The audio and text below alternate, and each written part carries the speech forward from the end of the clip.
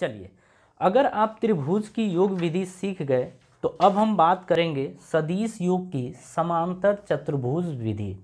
ठीक है, अब हम समांतर चतुर्भुज विधि द्वारा अब सदिशों को जोड़ेंगे और उसको कैसे जोड़ते हैं अब वो ज़रा सीखिएगा।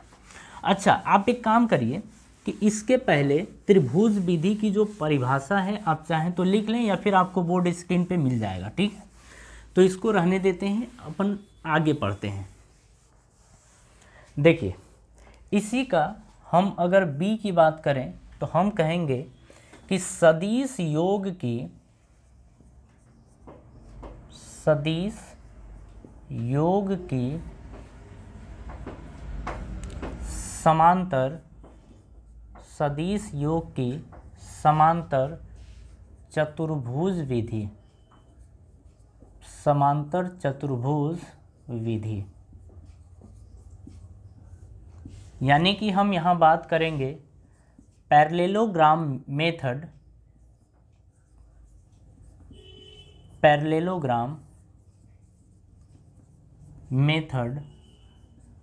ऑफ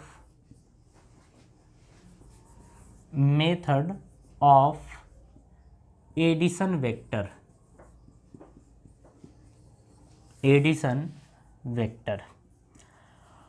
अब हम ये देखेंगे कि दो सदिश को जोड़ना है तो इनको हम समांतर चतुर्भुज विधि के द्वारा किस तरीके से जोड़ेंगे, ये अब अपने को देखना है। ज़रा इसे ध्यान से समझिएगा, ये भी काफ़ी इम्पोर्टेंट है। आप इसके ऊपर स्टार मार्क कर सकते हैं, इसको आपको ध्यान रखना है। ठीक है, ये आप बोल सकते हैं कि बहुत बहुत इम्पोर्टेंट है, वेरी वेरी इम्पोर्टेंट, आप इसे ज़रूर ध्यान रखें। देखिए, अगर हम यहाँ पे दो सदिशों को जोड़ना चाहते हैं इस विधि से तो कैसे जोड़ेंगे। एक सदिश आपका ये रहा ए वेक्टर, ठीक है, और दूसरा वेक्टर आप मान लीजिए ये रहा। अब इन दो वेक्टर को हम त्रिभुज विधि द्वारा तो जोड़ सकते हैं, लेकिन अब हम चाहते हैं कि इसको चतुर्भुज विधि के द्वारा भी जोड़ना सीखें। तो कैसे जोड़ेंगे इसे आप देखिए, ध्यान से समझिएगा।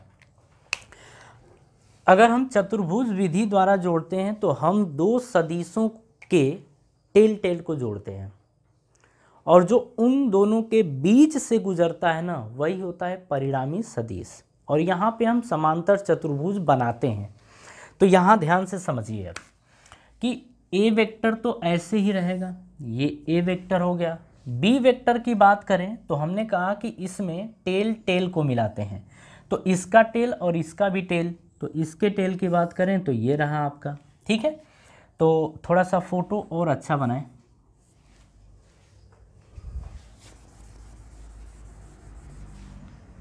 हाँ जी, ज़रा समझिए, नहीं ऊपर बनाते हैं। चलिए, इसी से हम बनाते हैं एक समांतर चतुर्भुज। ये रहा, फिर ये आपका ये रहा, ये आपका ए वेक्टर है और ये आपका बी वेक्टर है। अब ध्यान से बातों को समझिए, हम क्या करेंगे, यहाँ पे समांतर चतुर्भुज बनाते हैं। जब समांतर चतुर्भुज बनाते हैं तो ये हम इस तरीके से ड्रॉ करेंगे। ये आपका समांतर, मतलब जैसे समांतर चतुर्भुज का मतलब इसको उठा के यहाँ रख दीजिए और इसको उठा के यहाँ रख दीजिए, तो ये आपका हो गया और ये आपका हो गया। बीच से जो इनको मिलाता है वही होता है परिणामी सदिश, यानी कि ये आपका बन जाएगा रिजल्टेंट वेक्टर, यानी परिणामी सदिश। ठीक है, अब देखिए रिजल्टेंट वेक्टर, अगर हम यहाँ बात करें कि ये बी वेक्टर था तो ये भी आपका क्या बन गया है, बी वेक्टर। अगर ये ए वेक्टर था तो ये आपका क्या बन गया है, ए वेक्टर। ठीक है, अच्छा, दोनों सदिशों के बीच का जो कोण आएगा ना वो थीटा रहेगा। क्या रहेगा, थीटा रहेगा। ठीक है, अब आगे की कहानी समझिए। यहाँ से अगर हम आर वेक्टर निकालना चाहें तो आप खुद ध्यान दीजिए कि ये आपका हेड है और इसका बी वेक्टर का ये क्या है, टेल है। तो ये हेड और ये मतलब इसका ये टेल और इसका ये हेड दोनों मिलते हैं, तो ये देखिए दोनों तीर ऐसे गई हैं। तो ये और ये अगर त्रिभुज विधि द्वारा देखा जाए तो ए वेक्टर प्लस बी वेक्टर बराबर आर वेक्टर, तो ये आ जाएगा ए वेक्टर प्लस बी वेक्टर। तो इस तरीके से हम रिजल्टेंट निकाल दिए। लेकिन इसमें ध्यान रखना है कि आर वेक्टर ही नहीं, हमें उसका परिमाण भी निकालना पड़ेगा। अब उसके परिमाण की बात करें तो कैसे कैलकुलेट किया जाएगा, ध्यान से समझिएगा। ए वेक्टर और बी वेक्टर के बीच का कोण अगर थीटा दिया है, जो कि दिया है, तो लिखेंगे थीटा। और यहाँ पर आप एक बात और ध्यान रखिए, चलिए हम इसके आगे की बात करते हैं। अब ये चीज़ समझ गए कि ये आर वेक्टर है, तो इसको हम ज़रा हटाते हैं, ठीक है। हाँ जी, ज़रा इसको अब आगे थोड़ा सा बढ़ाइए, हम इसको बढ़ाए आगे, और इससे ना ऐसे एक लंब डाल दीजिए इसके ऊपर, जो हमें करना होता है। हम आपको बता रहे हैं कि ऐसा करना होता है। लंब जैसे ही डाले तो इस पर 90 अंश का कोण बन गया है, ठीक है। एक बात आपको ध्यान रखना है कि ए वेक्टर का जो मॉड यानी कि इसका परिमाण जो निकल के आएगा वो ए होगा, और जो बी वेक्टर का मॉड यानी कि इसके परिमाण की बात करें तो ये बी है, हम ऐसा मान लेते हैं। तो अब ए वेक्टर और बी वेक्टर को ज़रा यहाँ से हटाते हैं, अब इसके परिमाण को लिखते हैं। तो ए वेक्टर का परिमाण क्या है, ए है, बी वेक्टर का परिमाण क्या है, बी है। अब आप यहाँ समझिए, यहाँ से बात करते हैं। अब ये बी वेक्टर है, तो सॉरी, इसका परिमाण अगर बी है तो इसका भी परिमाण क्या होगा, बी होगा, ठीक है। अब एक बात और ध्यान से समझिए, ये अगर आगे बढ़ाएं तो ये तो ए है, और ये यहाँ शिफ्ट किए हैं तो ये बी है, तो इसके और इसके बीच का कोण भी थीटा होगा, ठीक है, नो डाउट थीटा होगा। यहाँ से अब देखते हैं कि ये क्या ले सकते हैं। तो यहाँ पर हम ऐसा करें कि P ले लें, इसको Q मान लें, इसको P Q S, R तो नहीं लेंगे, R दिया है, P Q S T, और यहाँ पर U नहीं, अपन V ले लेते हैं, ऐसा ले लेते हैं, ठीक है। ऐसा बस मान लिया है कि ये चीज़ है। अब यहाँ से देखिए अपने को करना क्या है, आगे जो भी करना है वो चीज़ हम आपको बता रहे हैं कि इसके बाद ये आपको करना होगा। इसको सीखने के लिए हम क्या करते हैं कि अब देखिए हमें प्राप्त करना है इसका। अब यहाँ समझिए कि आर वेक्टर का जो मॉड यानी कि इसका जो परिमाण होगा वो हम कैपिटल आर ले लेते हैं, ठीक है। इसका परिमाण कैपिटल आर, ये आर। अब इसी आर को हमें निकालना है, तो इस आर को निकालने के लिए जो हमें त्रिभुज की ज़रूरत पड़ेगी वो पड़ेगी PTS। तो हम बात करेंगे इन त्रिभुज PTS या त्रिभुज PTS में, आप ऐसे बोल दीजिए त्रिभुज PTS में। अब अगर इस त्रिभुज की बात करें तो यहाँ से ज़रा आप समझिए, ये हमारा रहा, ये त्रिभुज रहा ये, और फिर आपका ये ऐसे, ठीक है। और थोड़ा इसको और आगे ले लेते हैं, ये आपका ऐसे ये रहा, फिर यहाँ से ये रहा, ठीक है। अब यहाँ से समझिए ये क्या है, T है, ये क्या है आपका P है, और यहाँ से ये S है। लेकिन बीच में अगर देखा जाए तो यहाँ पर कहीं Q है, तो ये आपका Q है। तो अगर ये 90 अंश का कोण है तो अब हम बात यहाँ पे ये करेंगे, हमें ये पता है कि यहाँ पाइथागोरस थ्योरम हम यूज़ कर सकते हैं। P से Q कितना है, A है, ये कितना है, B है, इसका हमें पता नहीं, इसका हमें पता नहीं, लेकिन ये पता है कि ये R है, ठीक है। अब देखिए यहाँ पे समझिएगा, अगर हम यहाँ पे यूज़ करना चाहते हैं कि PT का स्क्वायर बराबर PS का स्क्वायर, अरे पाइथागोरस थ्योरम यूज़ करना आता है आपको, फिर ST का स्क्वायर, ST का स्क्वायर। ज़रा यहाँ समझिए अब ध्यान से, ये हमने लिखा कि PT का स्क्वायर बराबर, यानी कि PT का स्क्वायर बराबर PS, और PS को लिख सकते हैं PQ प्लस QS। तो यहाँ पर लिखेंगे PQ प्लस PS का स्क्वायर प्लस अब ST, तो ST का स्क्वायर। अब यहाँ पे बात क्या फंसती है, ज़रा वो देखिए, PT का स्क्वायर कितना है, R, यानी कि R स्क्वायर बराबर PQ, P से Q की लेंथ कितनी है, A, तो A हो गया, प्लस अब QS की तो हमें पता नहीं है, सॉरी, ये हम क्या लिखेंगे, पी एस को पी एस, तो पी एस को लिख सकते हैं P Q plus Q S, P Q plus Q S, ये लिखेंगे। ठीक है, अच्छा देखिए, पी क्यू की जगह ए लिखेंगे, क्यू एस की जगह कुछ तो है नहीं, तो क्यू एस का whole square plus S T, S T ये भी अपने पास नहीं है तो एस टी का स्क्वायर, बस ये।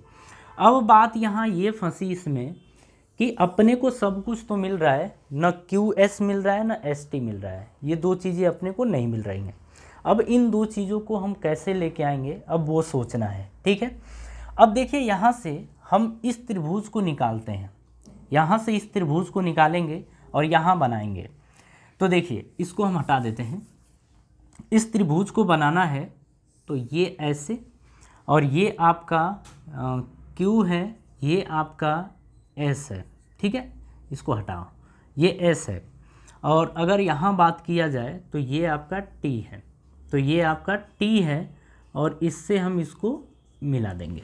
ठीक है, अब देखिए इनके बीच का कोण जो दे रखा है थीटा दे रखा है, और ये B है, यानी कि ये लेंथ B है, और अपने को प्राप्त करना है QS और ST, ये दो चीज़ें। ठीक है, हम देखिए कैसे क्या करते हैं, आपको पता है 10th में आपने पढ़ा है कि साइन थीटा बराबर होता है लंब बटे कर्ण। तो अगर ये थीटा है तो थीटा के सामने लंब होता है, यानी कि TS अपॉन कर्ण, कर्ण का मतलब QT, और QT बराबर क्या है B, ये दे रखा है। अब TS हमें निकालना है, तो TS देखिए ज़रूरत किसकी है, TS या ST आप लिख सकते हैं यहाँ पे, ये TS नहीं, जैसा नीचे लिखा गया है इसको ST भी लिख सकते हैं। तो ST ये हमें निकालना है, तो ये हमें चाहिए, तो ST बराबर क्या आ जाएगा, इस ये भाग में इधर जाएगा तो गुणा, तो B साइन थीटा आ गया, एक चीज़ मिल गया, यानी ST की वैल्यू कितनी मिल गई, B साइन थीटा। तो यहाँ पर आप लिख देंगे B साइन थीटा, ये तो अपने को मिल गया।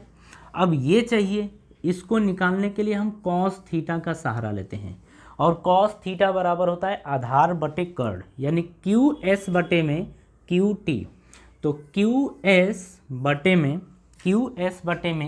QT, और QT के प्लेस पे B है। अब हमें कैलकुलेट क्या करना है, QS चाहिए, मतलब ये चाहिए, तो QS बराबर आ जाएगा, ये भाग में इधर जाएगा तो गुणा, तो B cos थीटा ये आ जाएगा, यानी कि QS की जगह हम लिख सकते हैं B cos थीटा। बात पल्ले पड़ी, ये हम लिख सकते हैं। अब सारी वैल्यूज़ को यहाँ पुट करिए, तो R का स्क्वायर बराबर आ जाएगा A प्लस QS की जगह B cos थीटा, तो B cos थीटा का होल स्क्वायर प्लस ST, और ST की जगह B साइन थीटा, तो B साइन थीटा का होल स्क्वायर, ये बन गया। ठीक है, अच्छा ये चीज़ आ गया ना। अब इससे हम अभी कैलकुलेट कर रहे हैं, पहले हम इसको हटाते हैं। ठीक है, तो हाँ जी, चलिए यहाँ से हटाते हैं।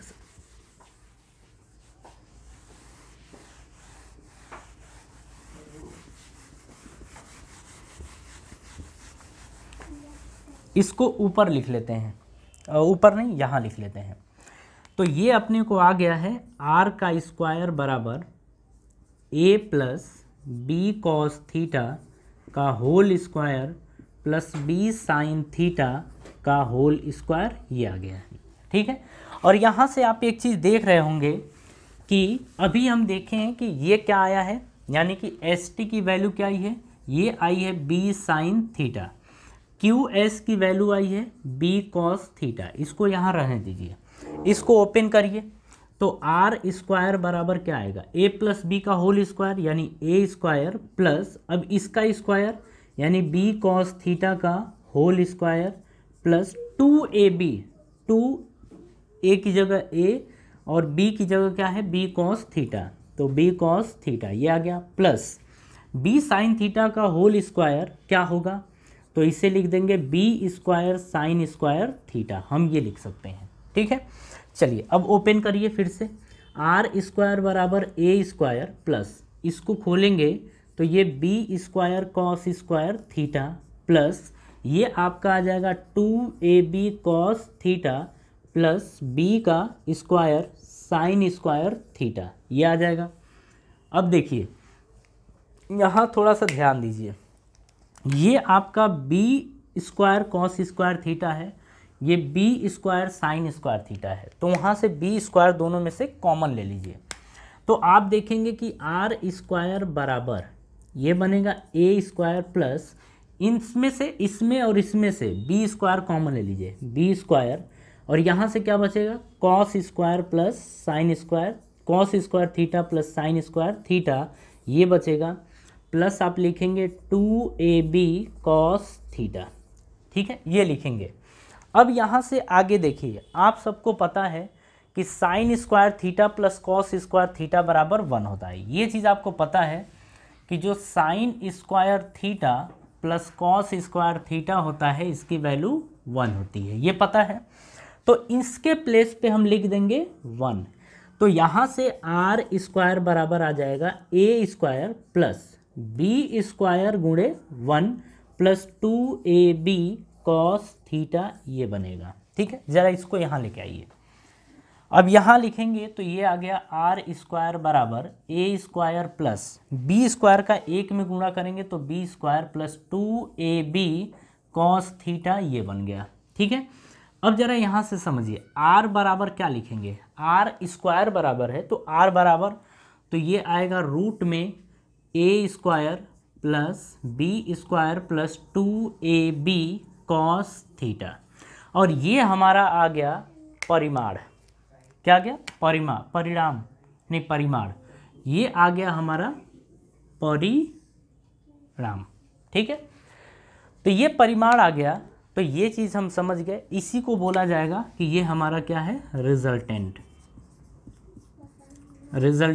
और इसी को बोला जाता है परिमाण, ये होता है हमारा परिमाण। बात समझ में आ गई। तो अगर हमें ऐसे निकालना पड़ जाए कि एक सदिश दे दिया है ए वेक्टर, दूसरा बी वेक्टर, और दोनों के बीच में कोई कोण दे दिया है, कोई एंगल दे दिया है, तो इस तरीके से हम उसका परिमाण कैलकुलेट कर सकते हैं, यानी मैग्नीट्यूड निकाल सकते हैं। ठीक है, तो ये चीज़ समझ में आ गया ना। चलिए, अब यहीं से हम आगे बढ़ेंगे और हम दिशा देखेंगे। हम ये देखेंगे कि जो परिमाण है, जो परिणाम है, ये रिजल्टेंट का मतलब परिणाम होता है, परिमाण नहीं परिणाम, तो ये परिणाम आ गया। ठीक है, अब हम ये देखेंगे कि जो ए वेक्टर है उससे कितने एंगल पे हमारा जो परिणाम है वो आया है, यानी कि रिजल्टेंट। ठीक है, तो अब हमें दिशा निकालनी है। तो देखिए दिशा कैसे कैलकुलेट किया जाएगा। हम क्या निकालने जा रहे हैं, दिशा। तो हम यहाँ पे लिखते हैं यहाँ पे कि परिणाम की दिशा, परिणाम की दिशा,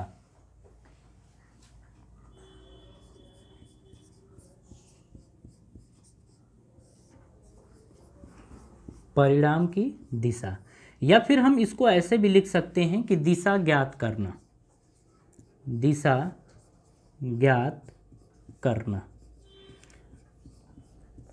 ठीक है, डायरेक्शन ऑफ रिजल्टेंट,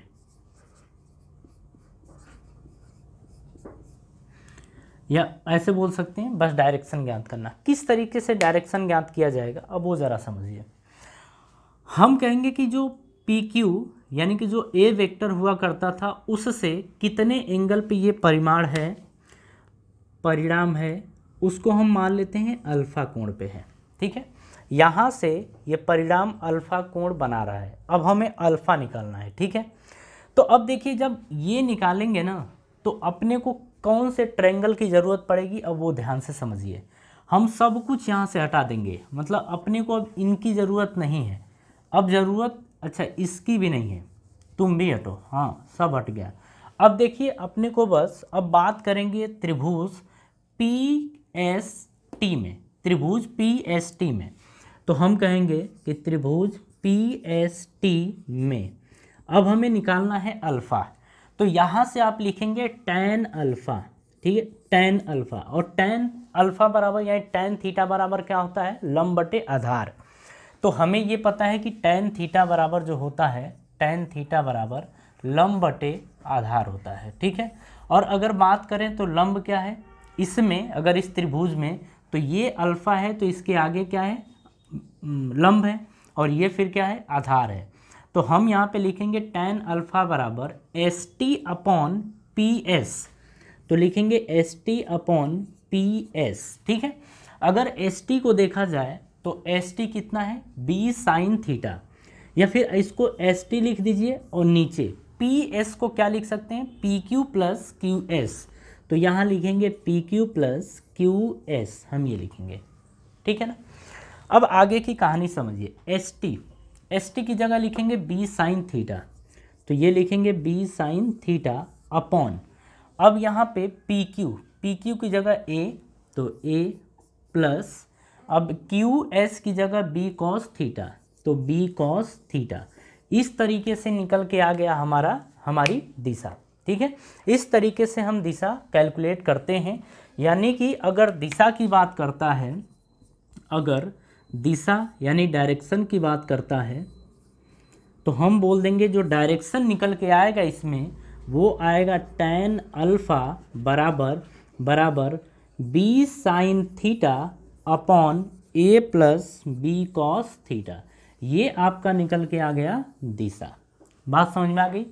तो दिशा किस तरीके से कैलकुलेट किया जाता है और परिणाम किस तरीके से, यानी कि मैग्नीट्यूड यानी कि रिजल्टेंट किस तरीके से कैलकुलेट किया जाता है, वो ये हम देखे हैं। और ये चीज़ें तभी हम निकालते हैं जब दोनों के बीच कुछ कोण दिया हो, ठीक है। अब चलिए हम आपको कुछ बातें इसमें और समझाते हैं, ठीक है। कुछ स्पेशल कंडीशंस आती हैं, उन कंडीशन को अपन समझते हैं। हाँ जी,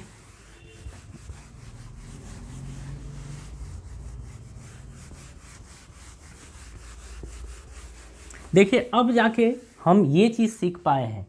अब देखिए अगर हम बात करते हैं यहाँ पे कि जो हमारा रिजल्टेंट आया है यानी परिणाम आया है, इसी के बारे में कुछ स्पेशल कंडीशंस आती हैं, हम उनको देखेंगे। अभी आपने देखा कि रिजल्टेंट यानी R बराबर क्या आया है, ये आया है A square plus B square plus 2AB cos theta. देखिए ये आपको ध्यान रखना है, क्योंकि ये 12th में जो हम पहला चैप्टर पढ़ते हैं ना, पहले पार्ट में, उसमें सबसे पहले इसी की ज़रूरत पड़ती है। जब हम न्यूमेरिकल करना शुरू करते हैं उसमें इसकी ज़रूरत पड़ती है, और 11th में भी इसका यूज़ भरपूर होता है, ठीक है। इसीलिए ये इम्पोर्टेंट है। अब यहाँ पे क्या दे रखा है, अब वो ज़रा समझिए। यानी कि हम बात करने जा रहे हैं स्पेशल कंडीशन या स्पेशल केसेस के बारे में, ठीक है। पहली बात ये है कि मान लीजिए यहाँ पर कि जो थीटा दिया है वो थीटा की वैल्यू 0 हो जाए। थीटा की वैल्यू 0 होने का क्या मतलब है कि जो पहला सदिश है वो भी, उसकी भी दिशा यही है, और दूसरा सदिश जो है वो इसी के ऊपर है, यानी कि उसकी भी दिशा यही है। अब दोनों का हमें निकालना है परिणाम यानी रिजल्टेंट निकालना है। कैसे निकालेंगे, तो अब ये निकालने के लिए हम इसी फॉर्मूले की सहायता लेंगे। दोनों के बीच का कोण क्या आएगा, 0 डिग्री। तो हम मान लेते हैं अगर थीटा की वैल्यू 0 हो जाए, यानी कि दोनों सदिश के बीच का कोण जो है वो 0 हो जाए, तो 0 हो जाए तो अब यहाँ कॉस थीटा है, इसी पे ध्यान रखिए। यानी कि कॉस 0, और कॉस 0 की वैल्यू होती है 1। आप सबको पता है कॉस 0 1 होता है।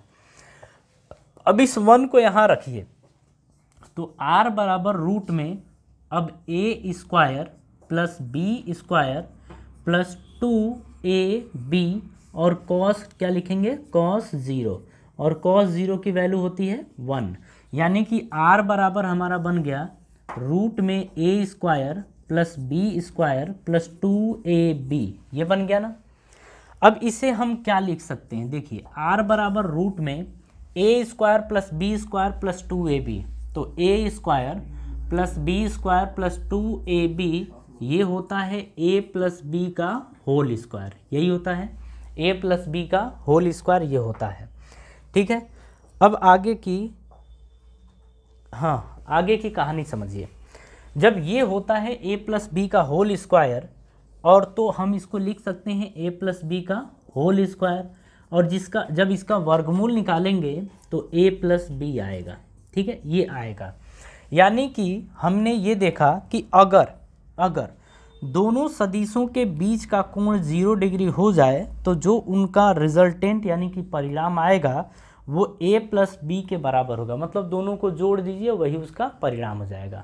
बात समझ में आ गई? चलिए, अब ये चीज़ तो समझ में आ गया। अब दूसरी चीज़ अपन ये देखेंगे कि अगर थीटा की वैल्यू 90 अंश हो जाए, यानी कि दोनों के बीच का जो कोण है, दोनों सदिशों के बीच का कोण है, वो अगर 90 अंश हो जाए तो क्या होगा।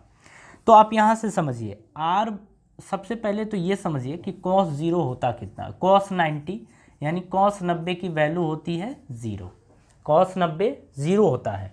तो r बराबर रखिए रूट में a square plus B square plus 2ab, और यहाँ लिखेंगे cos 90, और cos 90 की वैल्यू क्या है 0। तो r बराबर आ जाएगा रूट में, अच्छा 0 का किसी भी नंबर में मल्टीप्लाई करेंगे तो आने वाला है 0, ये हो जाएगा। तो r बराबर आपका फाइनल आएगा a square plus B square, root में क्या आएगा a square plus B square. अगर दो सदिशों के बीच का कोण 90 अंश हो जाए तो जो उनका परिणाम आएगा वो आएगा रूट में a square plus B square. बात ठीक है? तो अब हम बात करेंगे थर्ड की। थर्ड आप समझिए, थर्ड क्या दे रखा है कि थीटा बराबर आपका 180 अंश है। अगर थीटा की वैल्यू 180 अंश हो जाए तो फिर क्या करते हैं वो देखिए। यहाँ से हम निकालेंगे r बराबर, सबसे पहले तो आप ये समझिए कि cos 180 की वैल्यू कितनी होती है। तो cos 180 अंश जो होता है वो होता है -1 के बराबर, cos 180 -1 के बराबर होता है। तो अब यहाँ पे आप रखेंगे कैसे, तो रखेंगे r बराबर रूट में, अब देखिए a का स्क्वायर प्लस b का स्क्वायर प्लस 2ab और cos 180 ये रखेंगे। तो r बराबर आपका आ जाएगा रूट में a square plus b square plus 2ab। अच्छा, ये cos 180 की वैल्यू -1 होती है, तो माइनस और प्लस क्या आ जाएगा माइनस, तो यहाँ पे आपका माइनस। तो r बराबर आ जाएगा रूट में, अब देखिए a square plus B square minus 2ab क्या होता है a माइनस बी का होल स्क्वायर। तो r बराबर यहाँ से लिखेंगे a माइनस बी। अब ये समझिए कि अगर दो सदिश हैं और दोनों की दिशा एक दूसरे के विपरीत है, मतलब ऐसे है, तो जो उनका परिणाम आएगा वो दोनों में से आप घटा देंगे, दोनों को एक दूसरे से घटा देंगे, वही आपका परिणाम निकल के आ जाएगा। ठीक है, चलिए तो यहाँ तक ज़रा कॉपी करिए, इसके बाद हम दिशा के बारे में बात करेंगे।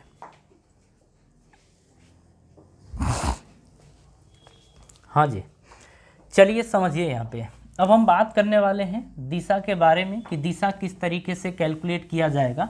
हाँ जी, कैलकुलेट तो कर चुके, अब उसमें हम स्पेशल कंडीशंस की बात करेंगे।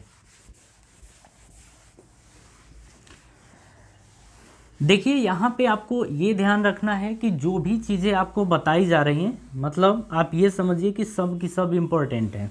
ठीक है, मतलब जब भी आगे आप फिजिक्स की बात करेंगे तो फिजिक्स में ये सारी चीज़ें यूज़ होने वाली हैं। चलिए अब आगे हम बात करने वाले हैं दिशा के बारे में, यानी डायरेक्शन। तो यहाँ पे समझिए अब हम बात कर रहे हैं दिशा के बारे में या दिशा की कंडीशंस के बारे में, यानी डायरेक्शन। हाँ जी, अब इसमें देखिए अभी हमने देखा था कि जो tan अल्फ़ा होता है वो होता है हमारा b sin theta upon a plus B cos theta, ये होता है। ठीक है, अब इसमें भी पहला आप स्पेशल कंडीशंस की यहाँ पे भी बात कर रहे हैं या स्पेशल केसेस के बारे में। पहला ये है कि अगर थीटा की वैल्यू 0 डिग्री हो जाए, वही बात है कि दोनों के दोनों जो सदिश दिए गए हैं दोनों अगर एक ही दिशा में हैं, यानी कि दोनों के बीच का कोण 0 डिग्री है, तो हम लिखेंगे, अच्छा यहाँ पे चलिए इसको हटाते हैं, पहले ये समझिए यहाँ पे साइन की बात कर रहा है और कॉस की बात कर रहा है।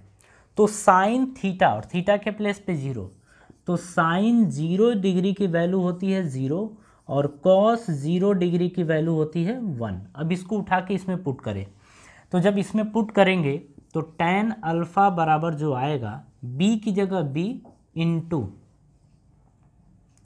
हाँ जी b की जगह b और इंटू, आगे की बात समझिए, साइन 0 कितना है 0, तो आप 0 रखिए, अपॉन में a प्लस b और कॉस 0 की वैल्यू 1 है। लेकिन ऊपर आपका 0 का किसी भी नंबर में मल्टीप्लाई करेंगे तो 0 अपॉन a प्लस b, तो यहाँ से आ जाएगा tan अल्फ़ा बराबर 0। अरे 0 अपॉन समथिंग 0 होगा। अब आगे, अब बात करें tan अल्फ़ा बराबर 0, यानी अल्फ़ा बराबर क्या होगा 0 होगा। तो जो सदिश में जो परिणाम आ रहा है, परिणाम वो ए वेक्टर से कितने कोण पर होगा 0 डिग्री पर। ठीक है, ये पहला है।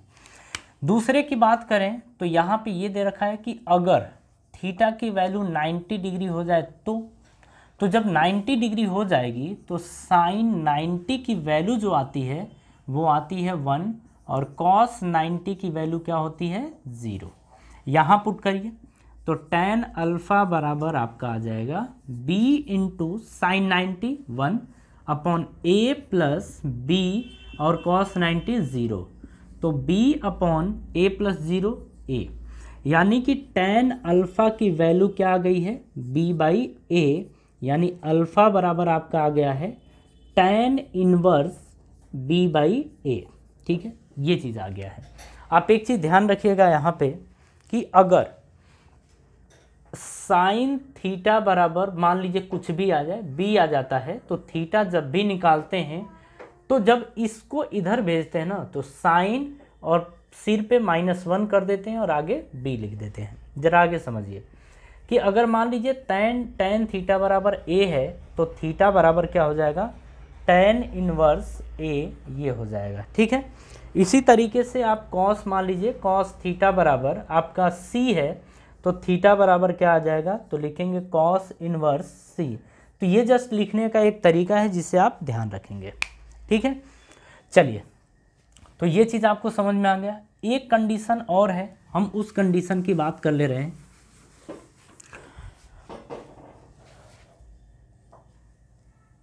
हाँ जी, चलिए इसी को हटा देते हैं। अब यहाँ समझिएगा, अगर मान लीजिए थर्ड की हम बात कर रहे हैं, थीटा बराबर 180 अंश हो जाए तो क्या होगा। ठीक है, तो यहाँ से हम लिखेंगे साइन 180 अंश, और साइन और कॉस 180 अंश निकालने का तरीका ज़रा यहाँ समझ लीजिए। मान लीजिए कि कोई बड़ा नंबर हो, उसका आप नहीं निकाल पा रहे हैं, जैसे 90, 180, 270, 360, तो ये समझिएगा जैसे ये हम बना देते हैं ऐसे, ये ग्राफ होता है, साइन थीटा का ये ग्राफ होता है और कॉस थीटा का आपका ये ग्राफ होता है। ठीक है, हम आपको बता दे रहे हैं, बस उतना आप समझ लीजिए। ये आपका होता है 0 और ये होता है आपका 90 और ये होता है आपका 180, ये होता है, ये आपका होता है 270 और ये होता है आपका 360। ठीक है, उसी तरीके से ये 0, ये होता है 90 और ये होता है आपका 180 और ये होता है आपका 270। ज़रा यहाँ समझिए, अगर ये जो फोटो बना है ना, ये जब इस पे आता है तो 0, मतलब ये 0 वैल्यू भी 0 होती है। ये हम साइन थीटा का ग्राफ बना रहे हैं और ये कॉस थीटा है। यहाँ समझिएगा, यहाँ पर वैल्यू क्या मिलेगी, साइन 0 0। 90 की बात है ना, अधिकतम 1 जाता है, तो 90 साइन 90 की वैल्यू 1, साइन 180 फिर से यहीं आ गया 0, 270 नीचे गया ना तो -1, 360 तो याद जाएगा 0। तो समझिए, इस ग्राफ के थ्रू हम बता ये सकते हैं कि साइन 0 की वैल्यू 0 होती है, साइन 90 की वैल्यू 1 होती है, 180 की वैल्यू 0 होती है, 270 की -1, 360 की 0। उसी तरीके से यहाँ अगर cos 0 की बात करें तो ये मैक्सिमम है यहाँ पर, यानी कि 1। 90 की बात करें तो यहाँ पर है, मतलब 0। 180 की बात करें मतलब नीचे है, मतलब -1। 270 यहाँ है तो 0। अब यहाँ समझिए, साइन 180 की वैल्यू आप यहाँ से बता सकते हैं कितना होगा, 0 होगा। तो यहाँ से आप लिख सकते हैं 0। अगर cos 180 की बात करें तो cos 180 बराबर होगा, यहाँ से आप समझ सकते हैं -1, ये आ गया। ठीक है, अब हम बात करने जा रहे हैं डायरेक्शन के बारे में। तो यहाँ से आएगा tan अल्फ़ा बराबर, फॉर्मूला क्या होता है, b sin थीटा। तो लिखेंगे b sin 180 0 अपॉन, अब a प्लस b और cos 180 की वैल्यू -1। लेकिन बात यह है कि ऊपर ओवरऑल क्या बनने वाला है, 0 अपॉन समथिंग 0। तो यहाँ से आप देखेंगे कि tan अल्फ़ा की वैल्यू आएगी 0, तो अल्फ़ा बराबर आ जाएगा। अब देखिए, अगर हम tan की बात करें तो 0 आती है 0 डिग्री पे और 180 डिग्री पे। तो यहाँ से अगर हम बात करें कि दोनों वेक्टर्स क्या हैं, अपोजिट डायरेक्शन में, तो जो इनका रिजल्टेंट आएगा वो आएगा 180। जो एंगल बनेगा दोनों के बीच का 180 बनेगा। तो ये आप लिख सकते हैं 180 अंश। ठीक है, तो इस तरीके से हमारा ये कंप्लीट होता है। हाँ, इसमें कुछ बातें और हैं, ज़रा उसको आप समझ लीजिए। ठीक है, चलिए कॉपी करिए। अच्छा, हाँ जी, चलिए यहाँ पे हम आपको कंडीशन एक और बता दें, उसको भी आपको ध्यान रखना है।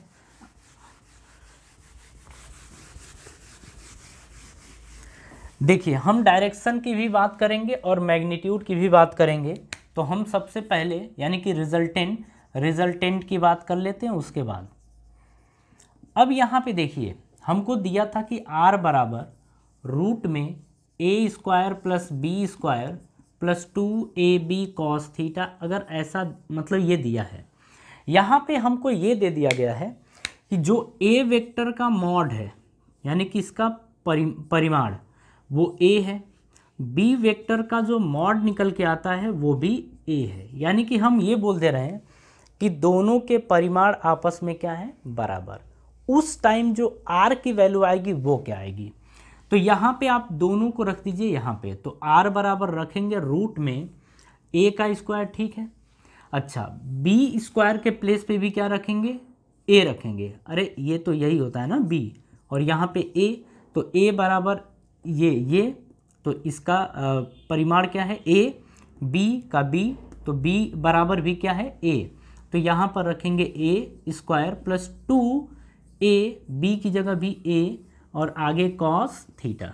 ठीक है, तो r बराबर आपका आ जाएगा रूट में, अब देखिए यहाँ से a² ये आएगा 2a² प्लस 2a², 2a का a में गुणा करेंगे तो 2a² और ये cos थीटा। यहाँ समझिए r बराबर 2a कॉमन ले सकते हैं अपन, तो 2 बाहर जब आएगा तो √2 बन जाएगा, और a² जब बाहर आएगा तो a बनेगा। अंदर क्या बचेगा, यहाँ पे 1 बचेगा और यहाँ पे cos थीटा, तो ये बन गया आपका cos थीटा। अब आप आगे की कहानी समझिए, इसको हमें बाहर निकालना, मतलब रूट हटाना है, समझिए। तो cos थीटा को हम क्या लिख सकते हैं, देखिए एक चीज़ तो हम लिख सकते हैं यहाँ पे कि ऐसे यहाँ पे लिख सकते हैं कि 2 cos² थीटा बाई 2 -1, ये आपने देखा होगा। देखिए, ये हम बात कर रहे हैं यहाँ से कि जो cos 2 थीटा होता है वो होता है 2 cos² थीटा -1। तो जैसे यहाँ पे 2 थीटा था तो थीटा बना है, तो यहाँ अगर थीटा हो तो यहाँ थीटा बाई 2 बनेगा। समझ में बात आ गई। आप एक तो ये लिख सकते हैं, और cos थीटा की जगह एक चीज़ और लिख सकते हैं कि 1 - 2 sin² थीटा बाई 2, आप ये लिख सकते हैं। ये फॉर्मूला होता है, आप ये लिख सकते हैं दोनों की जगह, मतलब cos थीटा की जगह ज़रूरत पड़ती है तो ये लिखिए, अदरवाइज़ ये लिख देंगे। ठीक, तो अब हम इसे हटाते हैं और आप इसे कॉपी पे लिख लीजिएगा। ठीक है, अब यहाँ हम रखते हैं r बराबर लिखेंगे √2 इंटू a। अब अंदर 1, हमें 1 हटाना है तो लिखेंगे 2 cos² थीटा बाई 2 -1, ये लिखेंगे। 1 से 1 कैंसिल हो जाएगा। ठीक है, अब r बराबर क्या बचेगा, √2 इंटू a इंटू, अब ये देखिए अंदर बचा 2 cos² थीटा बाई 2, ये बचा। r बराबर आप लिख सकते हैं √2 इंटू a इंटू, अब देखिए जब 2 बाहर आएगा तो ये √2 के रूप में आएगा, और कॉस स्क्वायर थीटा का स्क्वायर रूट क्या होगा, कॉस थीटा बाई 2, ये आ जाएगा। ठीक है, अब देखिए √2 का √2 में मल्टीप्लाई करते हैं तो 2 आता है, तो ये 2a और कॉस थीटा बाई 2। तो इसे आप ध्यान रखिएगा कि अगर मान लीजिए ऐसा दे दिया है कि जो पहला वेक्टर है उसका भी मैग्नीट्यूड यानी परिमाण जो है वो a है, दूसरा भी a है, यानी कि दोनों का परिमाण आपस में बराबर है, तो उस समय जब परिणाम निकालते हैं तो आप डायरेक्टली ये फॉर्मूला भी पुट करके निकाल सकते हैं। ठीक है, मतलब ज़रूरत ऐसा नहीं है कि आप डायरेक्ट ये करिए, लेकिन अगर आप याद रखते हैं या आपसे डेरिवेशन पूछ देता है तो आपको ये काम करना पड़ेगा। ठीक है, तो देखिए इसी के साथ हम अपनी सभा यहीं समाप्त करेंगे और मिलेंगे नेक्स्ट लेक्चर में एक नए टॉपिक के साथ। ठीक है, इसी के आगे का हम कंटिन्यू करेंगे। ठीक है, चलिए, थैंक यू।